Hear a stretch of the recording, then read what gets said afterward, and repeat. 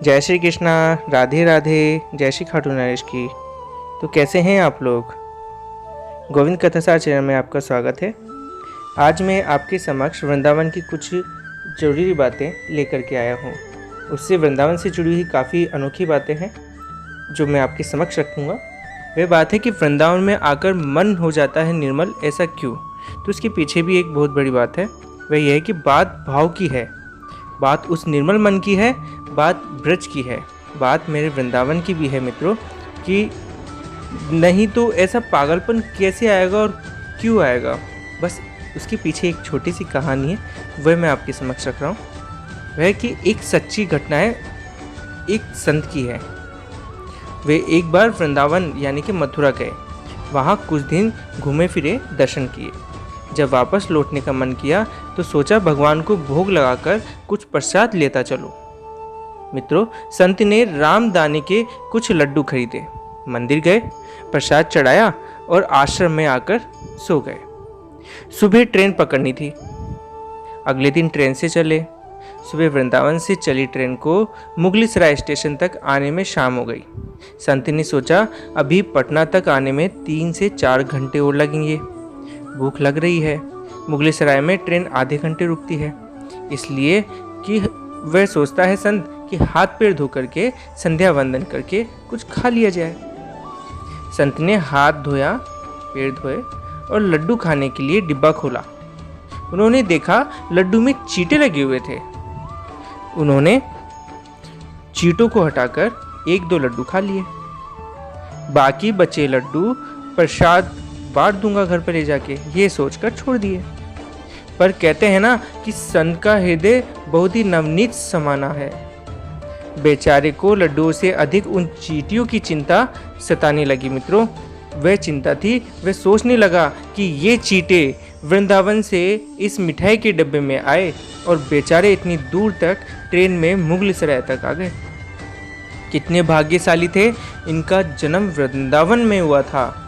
अब इतनी दूर से पता नहीं कितने दिन या कितने जन्म लग जाएंगे इनको वापस पहुंचने में।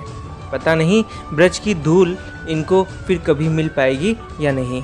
तो इसी चिंता में वह बैठा हुआ था। फिर बाद में वह संत सोचता है कि मुझे बहुत बड़ा पाप लगेगा। अगर मैं इन्हें वृंदावन छुड़वाता हूँ तो मैं बहुत बड़ा पापी हो जाऊँगा। भगवान मुझे नहीं छोड़ेंगे, नहीं, मुझे वापस जाना होगा। ये बात संत सोचता है और संत ने उन चींटों को वापस उसी मिठाई के डब्बे में सावधानी से रखा और वृंदावन की ट्रेन पकड़ ली। उसी मिठाई की दुकान के पास गया और डिब्बा धरती पर रखा और हाथ जोड़ लिए। संत बोलता है मेरे भाग्य में नहीं कि तेरे ब्रज में रह सकूं। जाहिर सी बात है मित्रों, अगर हमारा जन्म ब्रज में या वृंदावन में नहीं हुआ तो ये जरूर हमारे भाग्य में नहीं है कि हम प्रभु की जो धरती है उस पर जन्म नहीं लिया है। लेकिन जिसने जन्म लिया है हम उससे उसका घर क्यों छीने? डिब्बा धरती पर रख कर के उसने हाथ जोड़ लिए और वह बोलता है कि मेरे भाग्य में नहीं कि मैं आपका घर छीनूं, भाग्य में तेरे ब्रज में रह सकूं। तो मुझे कोई अधिकार भी नहीं है कि जिसके भाग्य में ब्रज की धूली लिखी है उससे दूर कर सकूं।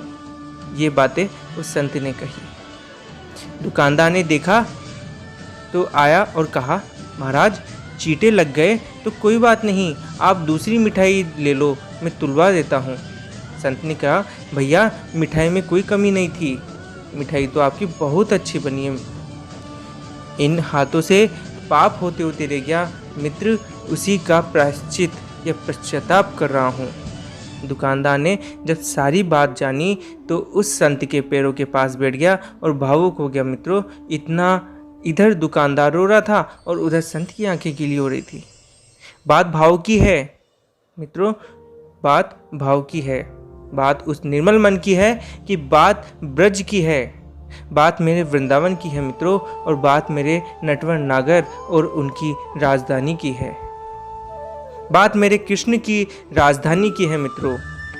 बूझो तो बहुत कुछ है और नहीं तो बस पागलपन है। बस एक आप कहानी समझ सकते हैं इसको, लेकिन जिसे या फिर आपके हृदय में वृंदावन क्या छाप रखता है आपके हृदय में, वह आप भी जानते हैं।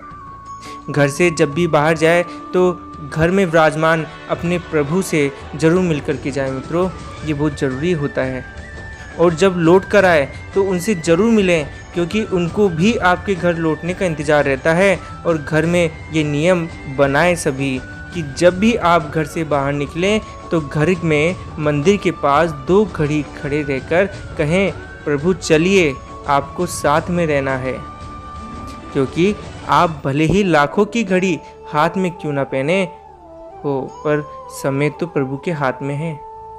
ऐसा एक बात बताइए कि अगर हम प्रभु को कह कर के जाएं तो इसमें कौन सा हम लेट हो रहे हैं, कौन से हम लाखों रुपए छोड़ जाएंगे, कौन सा हमारा नुकसान हो जाएगा। हमें सिर्फ 2 घड़ी की ही तो बात करनी है प्रभु से कि साथ चलो, हमारे साथ में रहना है। और फिर जैसे आप पूरा काम करके आते हैं तो प्रभु के सामने जाएं, प्रभु के समक्ष खड़े हो जाएं सबसे पहले, और जाकर के हाथ जोड़ें कि प्रभु तूने मुझे सब विपत्तियों से बचाया और मैं अब तुझे या आपसे मैं दोबारा मिलने के लिए आया हूँ, आप यहाँ घर में विराजमान हो जाएं। देखिए आपका दिन भी अच्छा होगा और आपकी रात भी अच्छी निकलेगी। तो यही छोटी छोटी बातें होती है जिससे हमारे प्रभु खुश होते हैं, और उनकी खुशी से ही हमारी खुशी होती है। तो इतनी छोटी सी बात है, अगर आप अपनी दैनिक दिनचर्या में अगर डालते हैं तो शायद आप भी बहुत अच्छा अनुभव करेंगे। तो आज के लिए इतना ही। अगर आपको ये जो सत्य घटना है अगर आपको अच्छी लगती है तो आपसे निवेदन है कि मुझे कमेंट के ज़रिए ज़रूर बताएं, और इस वीडियो को शेयर, लाइक और सब्सक्राइब, इस चैनल को सब्सक्राइब जरूर करें। जो भी इस चैनल के लिए नई वीडियो देखने आए हैं तो आपसे निवेदन है कि इस चैनल को सब्सक्राइब जरूर करें। तो जय श्री कृष्णा, राधे राधे, जय श्री खाटू नरेश की।